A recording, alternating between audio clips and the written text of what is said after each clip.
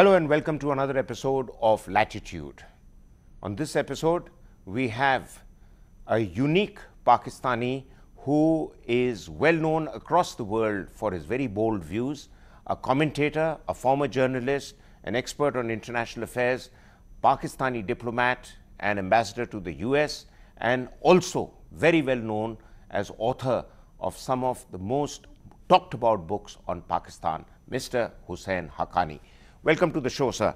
My first question to you is that you have often talked about the fact that for Pakistan, radical Islam was the single most dangerous idea that emerged in the Muslim world, and Pakistan picked up on it. Several Pakistani leaders, starting from the time, of course, after independence and the creation of Pakistan, but starting from primarily from the time of Ayub Khan onwards, leaders in Pakistan have used Islam, and today Pakistan is in a position where this passionate embrace of hardline Islam is beginning to become a burden on Pakistan in a way. Would you agree with that? I certainly do. Look, Maruf, you and I have both been brought up as Muslims.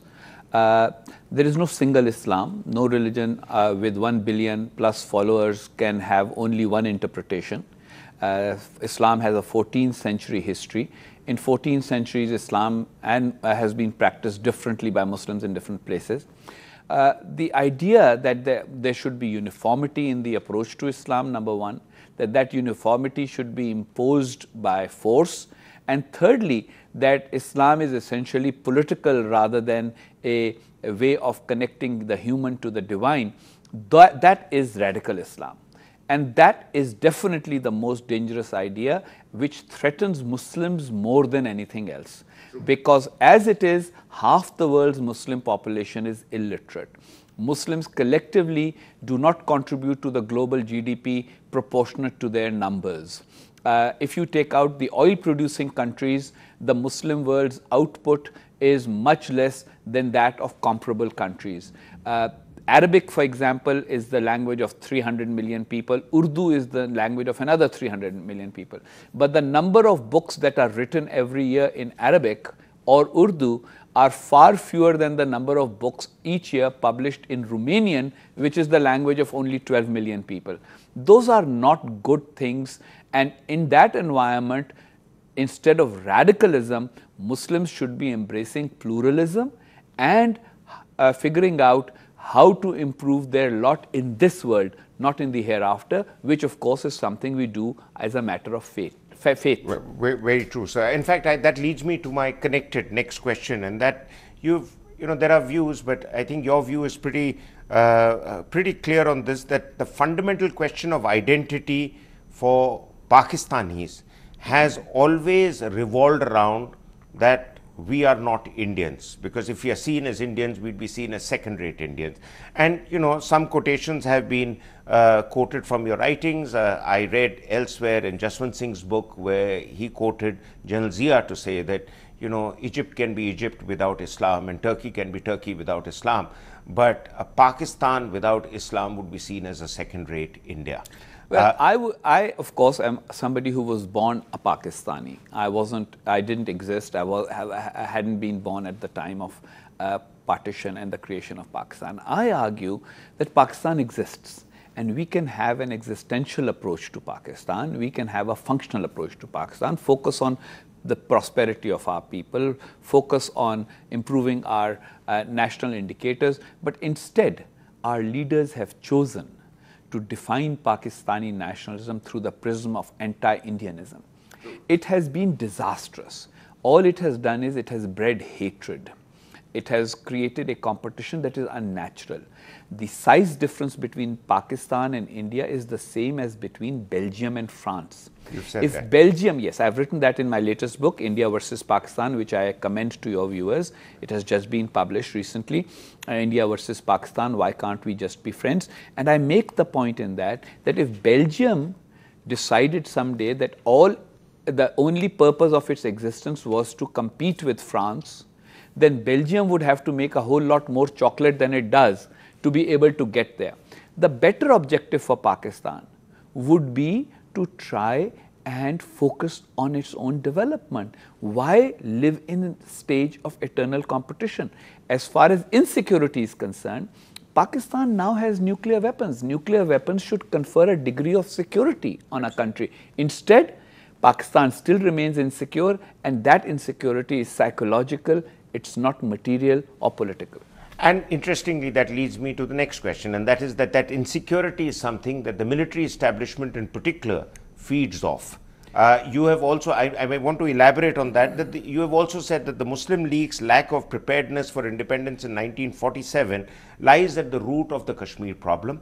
And furthermore, you have also gone on to say that Vallabhbhai Patel was willing to settle Kashmir with Pakistan favorably until Jinnah Sahab stuck his heels in and decided that he would also lay claim on Junagadh and Hyderabad, which then got Nehru to say that not an inch of Indian territory would be given, and therefore the Kashmir problem came to be. So that's one aspect. And the second aspect is the Pakistani military dimension. The military ends up hogging up large parts of your budget.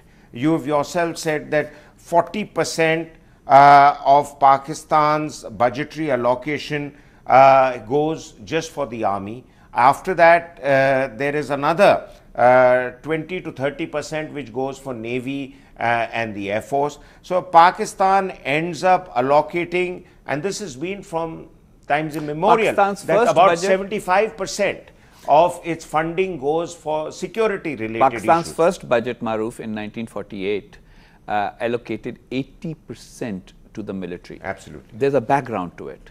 When partition occurred, Pakistan got 19% of British India's population, I'm aware.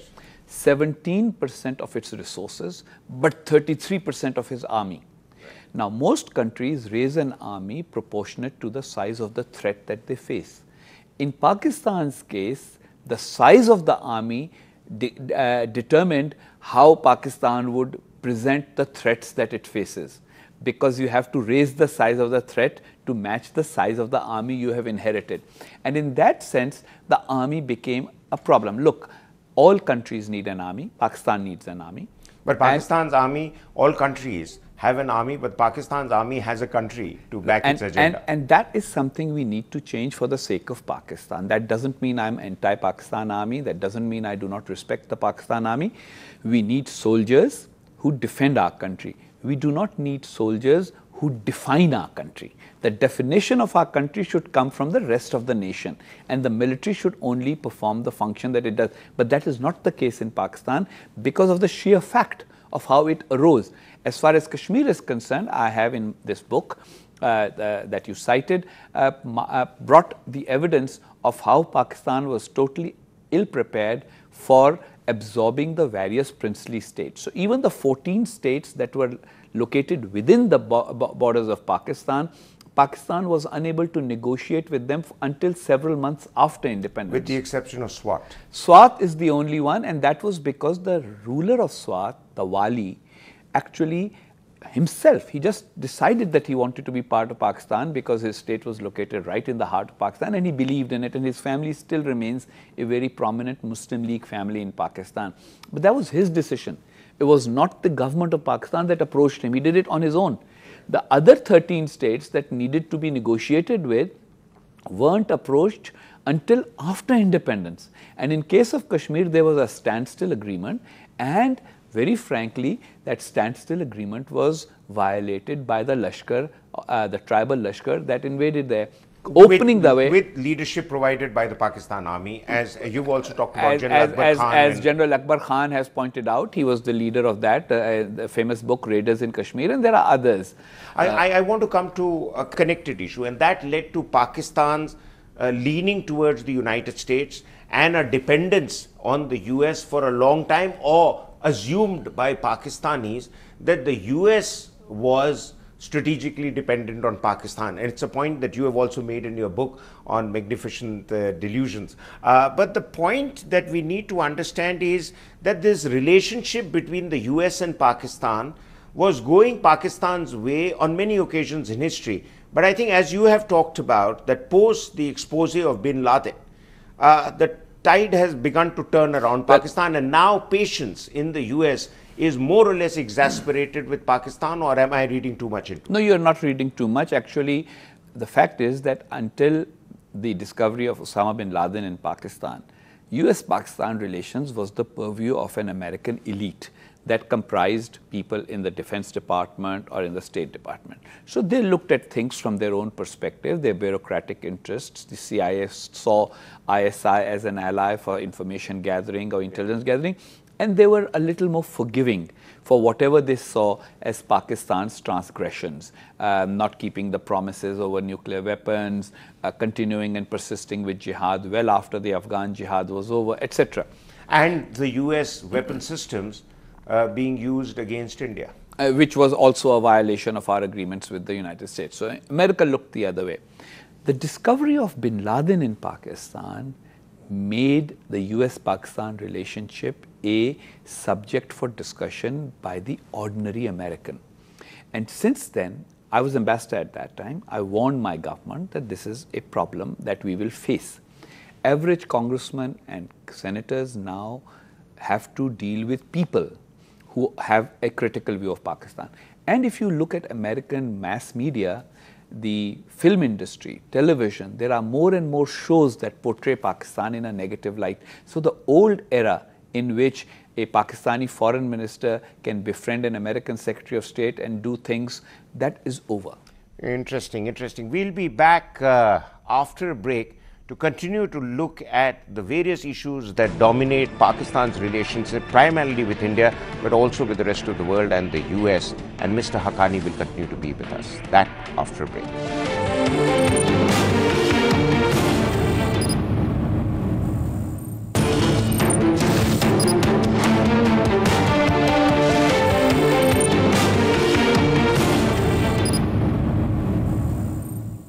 Welcome back. We continue to have our distinguished guest, Mr. Husain Haqqani, with us, who is throwing a great deal of light on India-Pakistan relations and what Pakistan today has ended up becoming because of its obsession with a variety of issues ranging from Islam to India and Kashmir.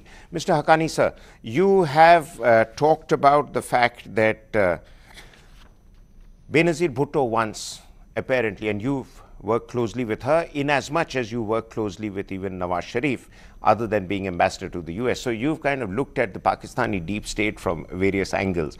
And she once apparently said to you that Pakistan continues to be dominated by the military, the mullahs and the madrasa.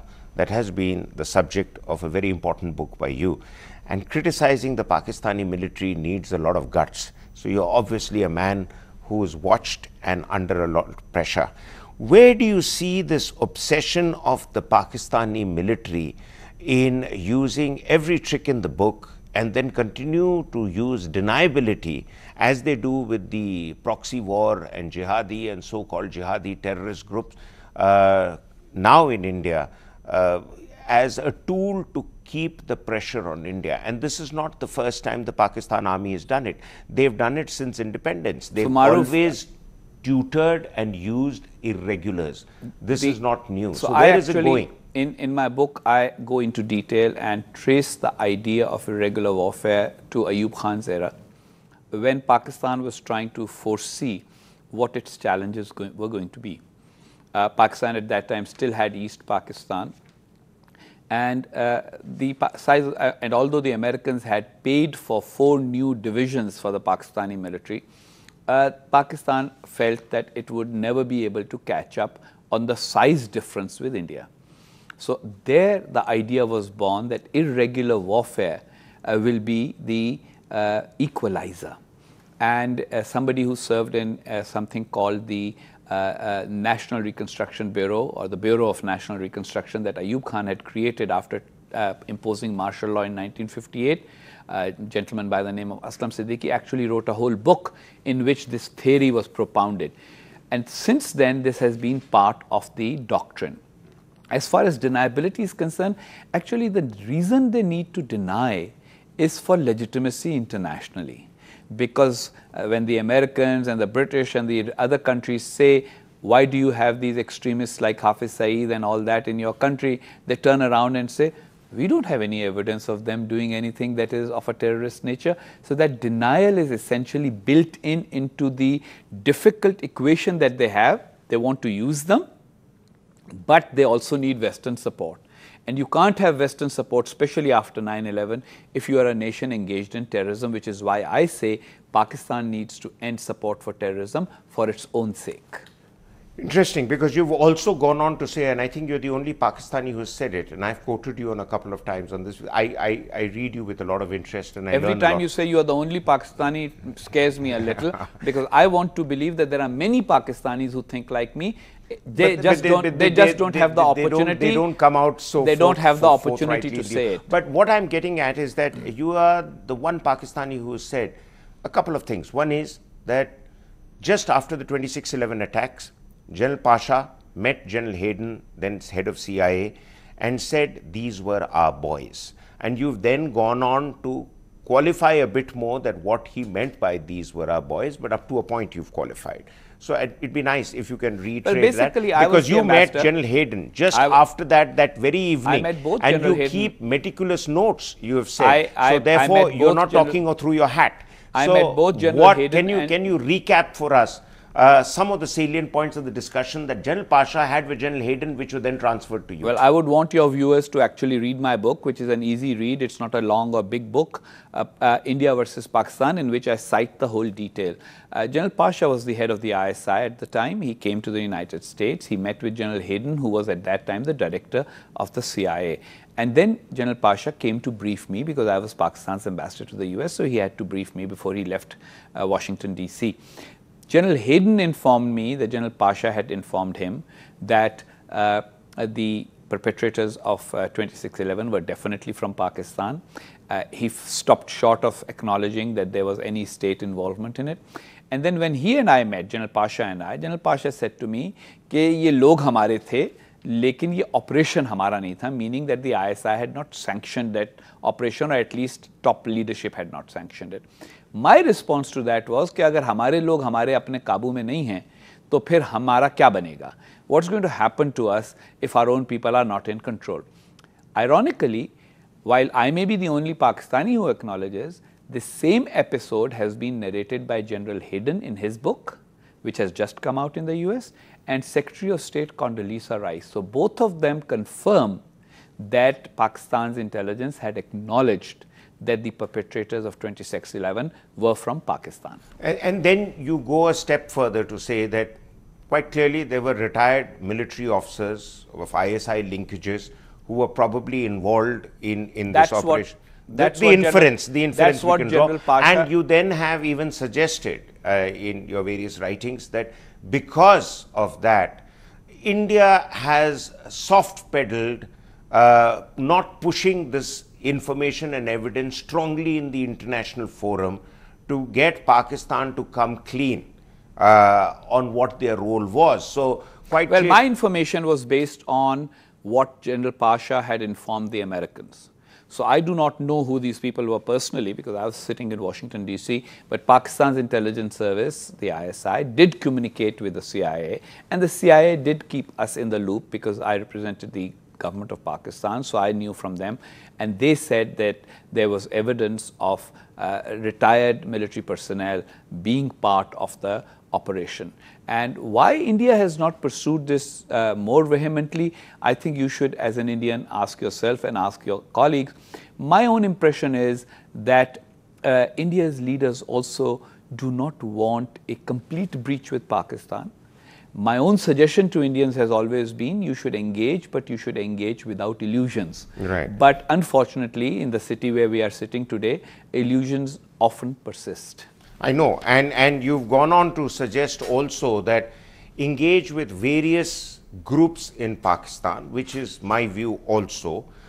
There seems to be an obsession with the current government in Delhi to only strengthen the interaction with the legally elected government, whereas I have always argued that if the Americans can engage with the military establishment, which calls the shots in many ways in Pakistan, and you have alluded to that on many occasions and many of your writings. I haven't even alluded, I have clearly written it. Yeah. My whole book is Pakistan between mosque and military. So basically the message that comes out is if they call the shots and they are the real power center in Pakistan, and you've also said that the army cannot be sidelined in any decision making, particularly with reference to India, then what do you suggest as a strategy for India to engage with Pakistan? Look, those who have decided that India is an eternal enemy will engage only for political reasons, for public appearance. They will not want a settlement of anything.